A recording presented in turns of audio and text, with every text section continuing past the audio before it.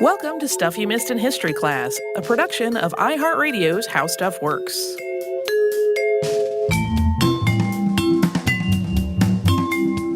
Hello and welcome to the podcast. I'm Tracy V. Wilson. And I'm Holly Fry. And today's episode is a sponsored one. It's sponsored by the all-new 2020 Ford Explorer. They asked us to do something that was related in some way to exploration and then left it totally up to us. How did we want to interpret that? So, of course, we had a big pile of ideas at the ready that fit in some way for that theme. And we finally decided to talk about Jeanne Baret, who was the first woman known to circumnavigate the globe. But her experience was not just about the travel. Like a lot of the women travelers that we have talked about were traveling to explore, just mostly because they had disposable income and had the means and the money to do that kind of thing. And sometimes to do other work alongside all the travel, but like the travel was a major piece of it. She was working, and the work she was doing was taking her to places that were totally unexpected for somebody of her gender and her economic class in the 18th century. Jeanne Baret was born on July 27, 1740, to Jeanne Baret and Jeanne Pochard. They lived in La Camelle, France, which is roughly 200 miles, that's about 320 kilometers, southeast of Paris. This was a rural agricultural area, and Jeanne's father worked as a day laborer. He did not own any land or always have access to steady work, so the Baret family and others who were similarly situated were some of the poorest people in that part of Europe. We really know almost nothing about her upbringing or her early life, but she might have been trained as an herb woman, so somebody who knew how to grow and forage and prepare medicinal herbs. This is something that she would have learned from other women based on knowledge that was mostly passed down orally. We do know that when she was in her early 20s, Baret started working for a man named Philibert Commerson, who was about 12 years older than she was. He was from an affluent family and was formally educated in both medicine and botany. He much preferred botany, though, and he never established a medical practice. Yeah, in the grand scheme of social and economic circumstances, they were nearly opposites. Instead of going into that medical practice, Commerson established a botanical garden in Châtillon-les-Dombes in the late 1750s. He visited Voltaire, and one of his colleagues was Swedish botanist Carl Linnaeus, who is the person who helped establish that system of binomial nomenclature that is still used to classify organisms today, although that system, of course, has evolved a lot since then.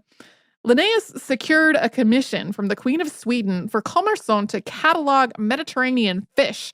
So in addition to his work as a botanist, he was also an ichthyologist. So if Baret was already trained as an herb woman, it would have made a lot of sense for Commerson to hire her. There is a 23-page table of medicinal plants arranged in order of their virtues and according to the healing indications that is among Commerson's papers, which biographer Glynis Ridley suggests was actually Baret's work. If that is correct, and if the knowledge contained in that notebook was something that Baret had already learned before being hired, she would have been a very clear help to Commerson's botany work from day one. But it appears that at least at first, Commerson hired Baret not as a botany assistant, but as a domestic servant.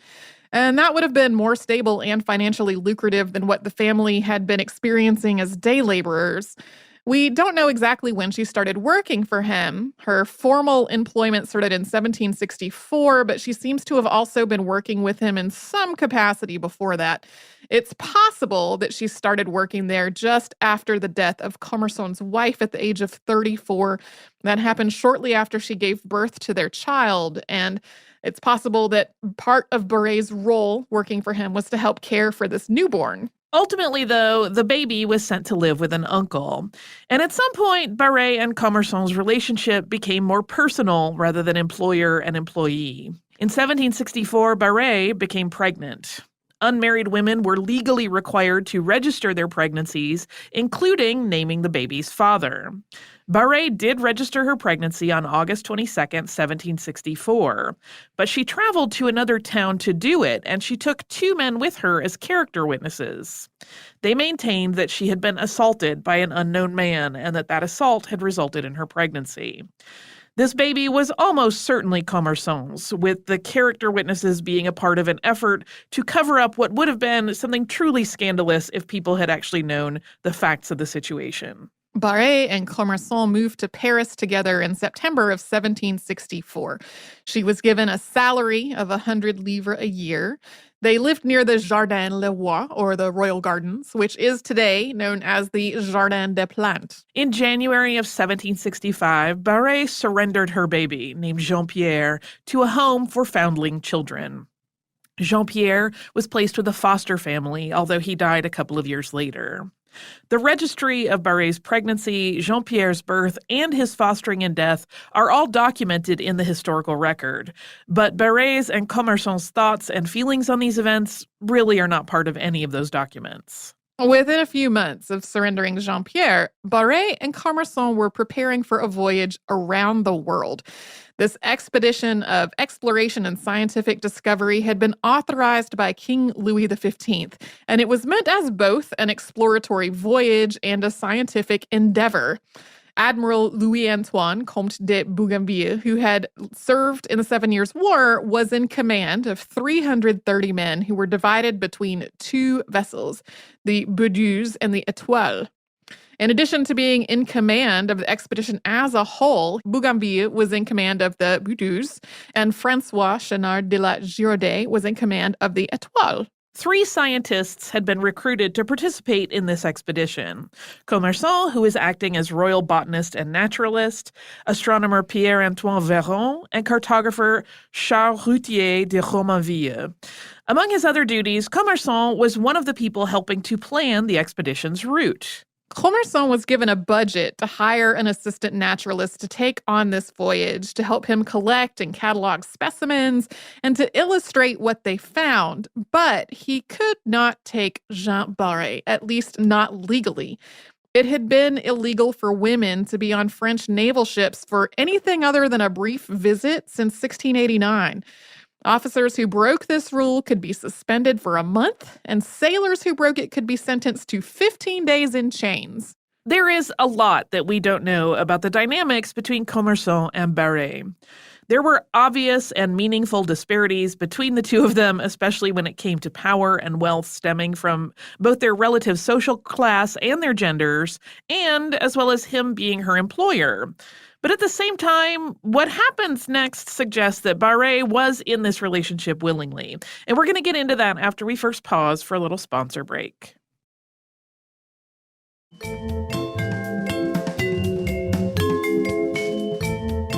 As they were preparing for their expedition around the world, Philibert Commerson wrote out a will.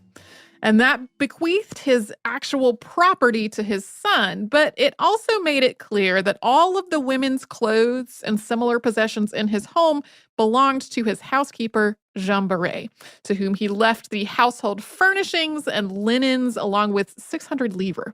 The will also gave her the right to live in his home for a year after the date of his death, during which time she would organize his specimens and manuscripts and then send them on to the royal collection.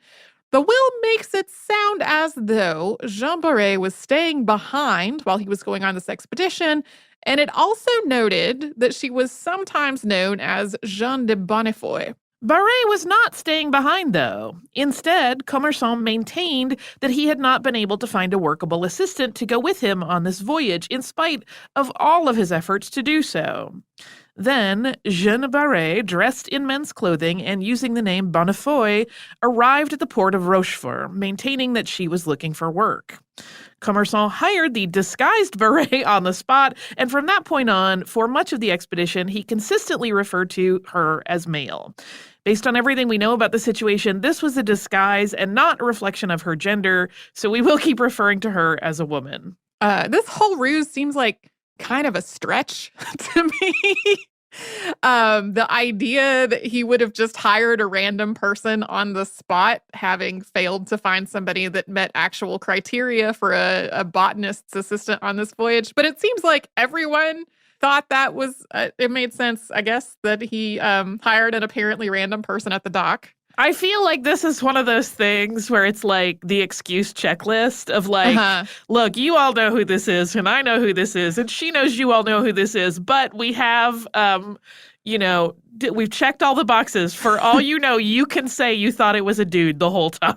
Yeah, this is This is also really, to me, the moment that if she had wanted to get out of this situation, it would have been easy enough to not show up, which definitely would have been a reduction in the opportunities that were available to her. She probably would have had to go back home and try to find some kind of other employment. But this would have been an easier moment for her to kind of slip away if she did not actually want to go on this voyage. So the Étoile and the Boudeuse planned to cross the Atlantic separately, traveling southwest across the Atlantic Ocean to rendezvous at Rio in June of 1767. From there, they would sail south along the coast of South America and through the Strait of Magellan. Then they would follow the western coast of South America before turning west across the southern Pacific. Then to return to Europe, they would travel through the East Indies and around the Horn of Africa, then back north, obviously back to Europe, and they would make stops all along the way, gathering specimens, making maps, recording the people and places they saw. They would also claim land where they could, and in one case, they would give it up. One stop on the voyage involved surrendering the Falkland Islands to Spain. Commerson and Baret were to sail aboard the Étoile. When they embarked, Commerson had so much equipment with him that he was given the captain's stateroom as his quarters. The captain's stateroom had its own private bath, which would have made it easier for Baret to conceal her sex while on board. The idea of easy is really relative here, though. For almost 2 years, Baret maintained a disguise that required her to bind her breasts. Today's chest binders are usually made with synthetic elastic fibers, which have some stretch, but these materials had not been invented yet when Baret was living. She would have been using bandages or strips of cloth, and given the materials that were available at the time, they wouldn't have been very stretchy or giving at all. This would have made this whole process a lot more uncomfortable and difficult, with the bindings also prone to slipping and shifting during the day. Working as Commerson's assistant also required Baret to do a lot of physical work in all kinds of weather and climate conditions, from the tropics to the far southern tip of South America, which is almost in the Antarctic Circle. So even before accounting for the difficulties of travel and the work itself, Baret's job was inherently uncomfortable, often unpleasant, and very physically demanding. Added to that, there were storms that seriously damaged the ship and periods where they were becalmed and ran out of food. Illnesses spread among the crew, and there was intense seasickness at sea, and that often affected both Baret and Commerson. So he was able to spend time out on deck. That a lot of the time will help with seasickness because you can see the way the boat is moving. But Baret didn't have that option. She really had to weather all this in the confines of Commerson's quarters to try to protect her privacy and her identity. That would not have been a particularly comfortable place to try to ride that out. Even though Baret meticulously maintained her disguise and Commerson scrupulously addressed and referred to her as a man, rumors began to spread throughout the ship that they were carrying a woman in disguise, and that happened not long after the Étoile set sail from Rochefort on December 14th, 1766. And naturally, suspicion fell on Baret, who, among other things, did not have facial hair and didn't use the communal toilet facilities for the crew who shared her rank. Obviously, there are plenty of men who don't have facial hair, but that was one of the things that drew suspicion to her. On March 22nd of 1767, the Étoile crossed from the northern to the southern hemisphere, and the ship's crew had sort of a ritual baptism, in quotation marks, for people who hadn't previously crossed the equator. The details of this hazing ritual differed depending on the person's rank, and for the officers' servants, which was how Baret was classified, it involved being made to drop into a pool made of a sailcloth that was being dragged alongside the ship. The people who were having to do this were also blackened with soot and prevented from getting out of the water. And because of all this water and mess involved, the men who were being made to undertake this ritual usually did it partly or completely nude.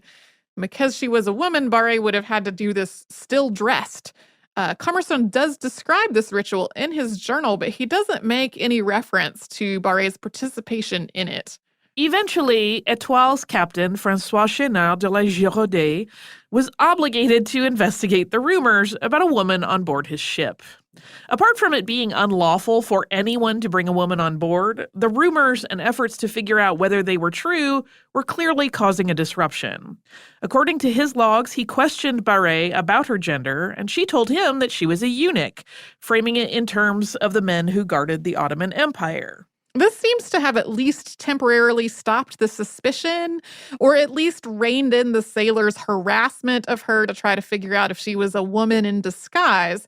The Ottoman Empire's implementation of slavery included enslaving Christian men, although this practice was, at least officially, ended before this voyage was taking place. But horror stories about it still circulated in a lot of Europe, and the idea of being captured and enslaved and then castrated by the Ottoman Empire was frightening and disturbing. That probably led to the sailors treating Baret with a little more kindness than they had before. After this interrogation, the captain did put a stop to Baret sleeping in Commerson's quarters.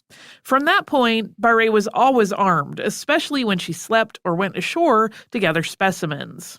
Commerson was frequently ill, and he had an abscess on his leg that didn't want to heal, so it was often Baret and not Commerson who was doing the botany work on shore. And she was often doing it without him or anyone else to protect her. The plants that they collected in the earlier part of this voyage included the one that they named Bougainvillea spectabilis, or the Great Bougainvillea, which is named, of course, for Bougainville, the commander of this expedition. It's still cultivated a lot as an ornamental plant today. It has very lovely blossoms, and Baret was likely the person who gathered it. Others aboard the Étoile eventually discovered Jeanne Baret's sex, but accounts disagree on exactly when this happened or how, and we're going to get into that after we have one more little sponsor break.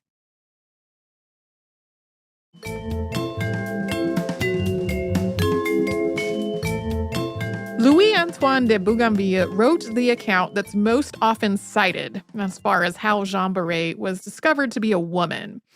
This isn't just because he was in command of the whole expedition and was one of the most prominent people on it. It's also because, unlike the authors of all the other accounts, he later edited his journals into a book and had them published.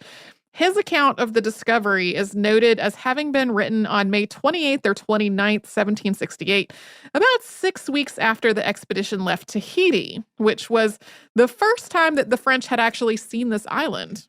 Bougainville writes that some business called him over to the Étoile and, quote, I had an opportunity of verifying a very singular fact. For some time, there was a report in both ships that the servant of Monsieur de Commerson, named Baret, was a woman. His shape, voice, beardless chin, and scrupulous attention of not changing his linen or making the natural discharges in the presence of anyone, besides several other signs, had given rise to and kept up this suspicion. He went on to describe Baret as an expert botanist who had worked alongside Commerson with, quote, so much courage and strength that the naturalist had called him his beast of burden. He went on to write, quote, a scene which passed at Tahiti changed this suspicion into certainty. Monsieur de Commerson went on shore to botanize there. Baret had hardly set his feet on shore with the herbal under his arm when the men of Tahiti surrounded him, cried out, it is a woman, and wanted to give her the honors customary in the isle. The Chevalier de Bernard, who was upon guard on shore, was obliged to come to her assistance and escort her to the boat. Okay. The honors customary to the Isle that he is referring to, we should clarify. The French had virtually no experience with Pacific Island cultures at this point, and they really widely misinterpreted a lot of actions and gestures as being an offer or an expectation of sex. And this includes ceremonial gifts of cloth, which were given wrapped around a woman or a girl's body, along with various dances and a general acceptance of nudity as being socially acceptable. Also, Bougainville's writing about Tahiti and Tahitians in his journal really spread a highly romanticized idea of the island and reinforced the idea of the, quote, noble savage that was being spread at the time by romantic writers like Jean-Jacques Rousseau. According to Bougainville, the discovery changed the tone of Baret's relationship to the rest of the crew. Quote, after that period, it was difficult to prevent the sailors from alarming her modesty. When I came on board the Étoile, Baret, with her face bathed in tears, owned to me that she was a woman. She said that she had deceived her master at Rochefort by offering to serve him in men's clothes at the very moment when he was embarking. That she had already before served a Geneva gentleman at Paris in quality of a valet.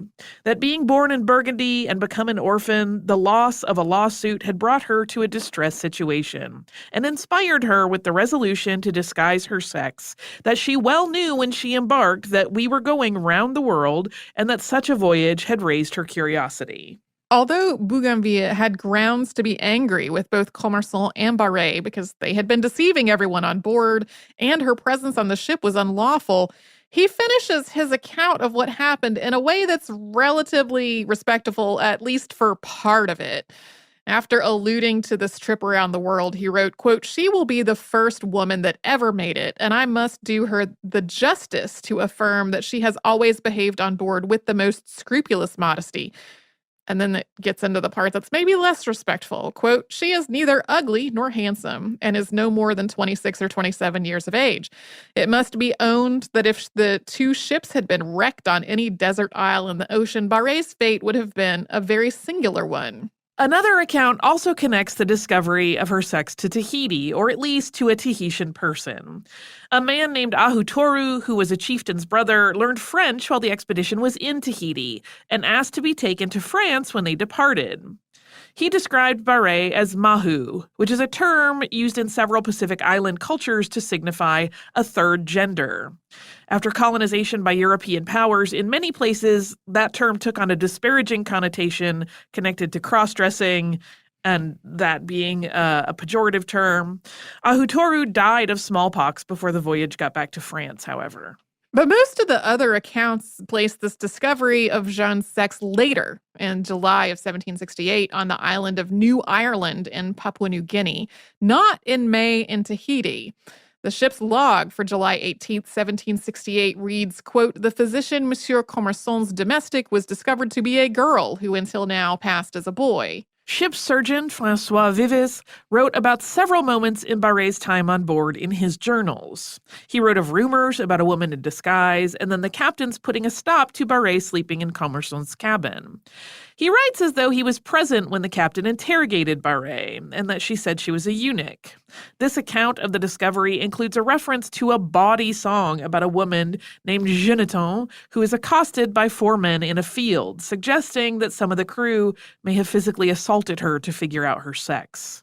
Yeah, most of his writing about her comes off as pretty gross. The Prince of Nassau-Siegen, who was on board as a paying passenger, also alluded to the discovery of Baret's sex and said, quote, I want to give her all the credit for her bravery, a far cry from the gentle pastimes afforded her sex. She dared confront the stress, the dangers, and everything that happened that one could realistically expect on such a voyage.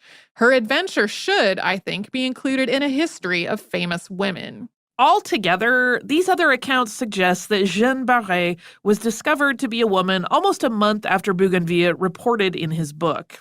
It's not clear whether he fiddled with the timeline to take suspicion off of himself in some way, or if this was just a matter of where it seemed to fit while the journal was being edited. Regardless, though, afterward, Baret continued dressing in masculine attire. That was what she had with her, but she stopped binding her chest after her identity was known. For his part, Commerson claimed that he was totally surprised with this entire revelation, writing that Baret was, quote, a courageous young woman who, taking the clothing and temperament of a man and the curiosity and audacity to circumnavigate the world, accompanied us without us knowing it. I think he might have been covering his own tail there. He really, it is, I mean, just bordering on impossible that he would not have recognized her. And this whole thing really did play out as just him hiring a random person at the dock. Like that just, it's so far-fetched. And he just seems to have kept up with this, wow, that turned out to be a woman? I didn't have any idea. Again, checklist, reasonable deniability. Bougainville's expedition left New Ireland on July 26, 1768. By December, they had traveled across the Indian Ocean toward the eastern coast of Africa. On December 12th, the ships left a small island, now known as Mauritius, which was then a French colony known as Île-de-France. They left without Baret or Commerson on board. Commerson had been released from the expedition. The ship's astronomer left at that time as well. On Mauritius, Commerson and Baret continued to live together and pursue their botanical work. This included making an expedition to the island of Madagascar and documenting various things on Mauritius.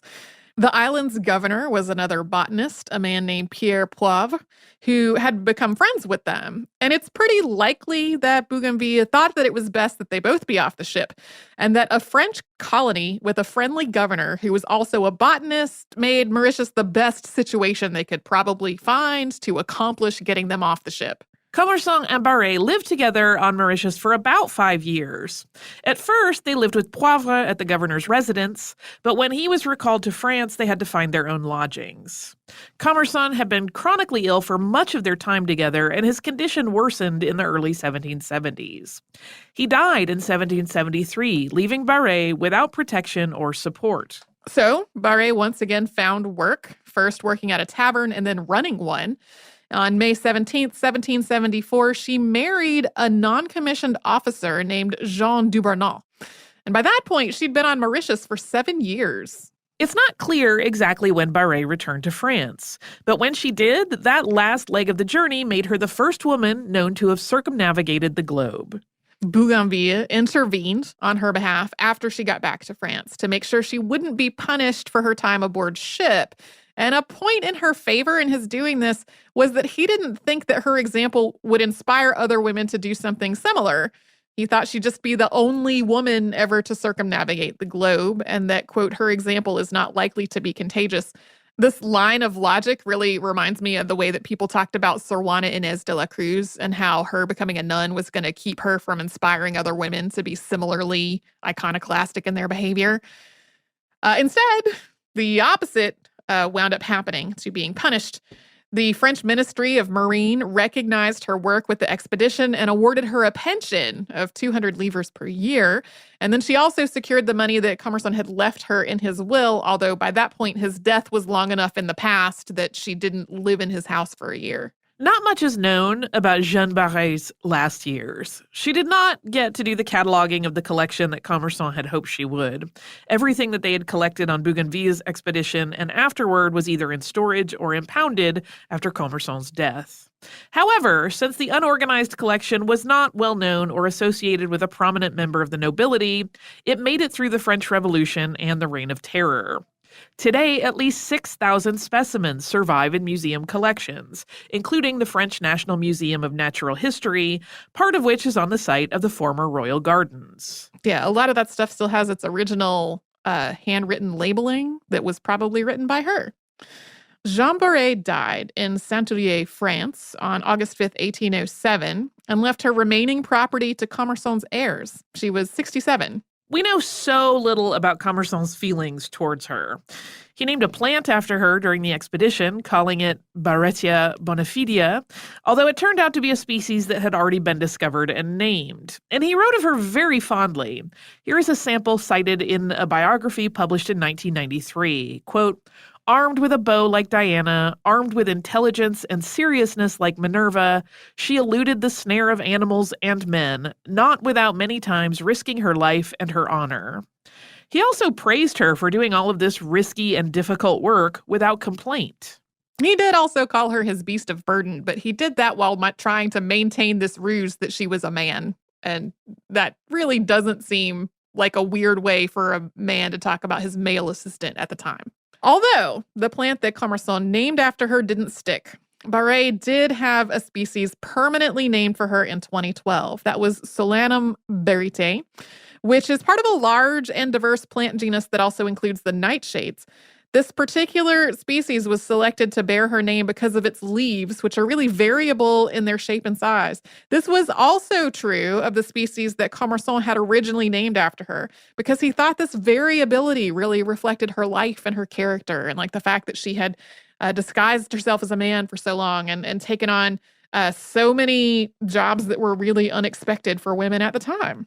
My 2 cents are that is such a thoughtful way to look at the selection of her plant species that he wanted to be named for her, that it does suggest a very genuine affection between the two of them. Yeah. Her relationship with him definitely started as his hiring her to do work. But a lot of their life together, they really seem to live basically as common law spouses, not so much as employer and employee, especially once they were off the expedition and she was no longer officially on his payroll, but they were continuing to live together essentially as a couple. I feel like her story is pretty complicated. It's clear that she went through so much difficulty and possibly even violence while on that expedition.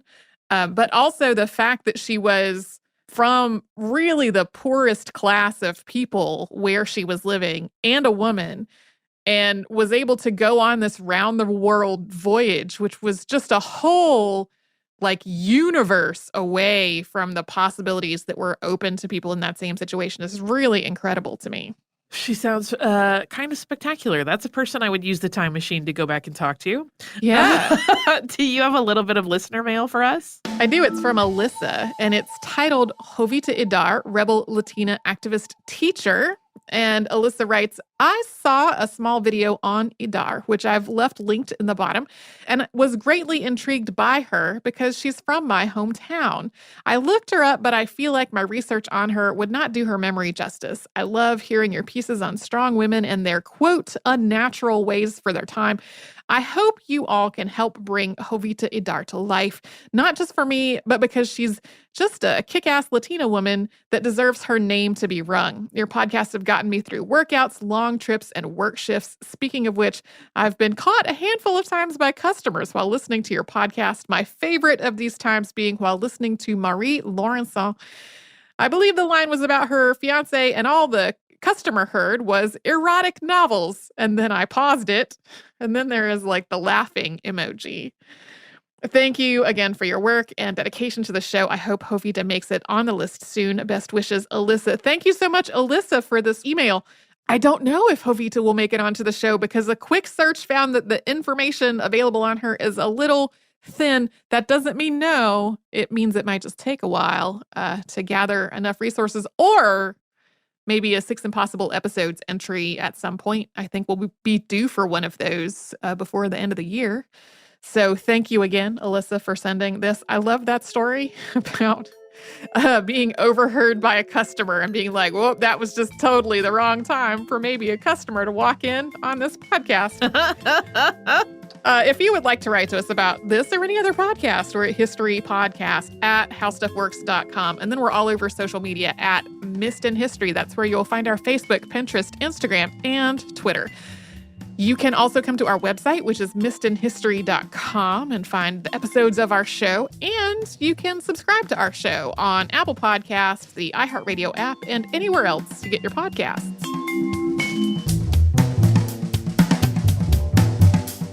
Stuff You Missed in History Class is a production of iHeartRadio's How Stuff Works. For more podcasts from iHeartRadio, visit the iHeartRadio app, Apple Podcasts, or wherever you listen to your favorite shows.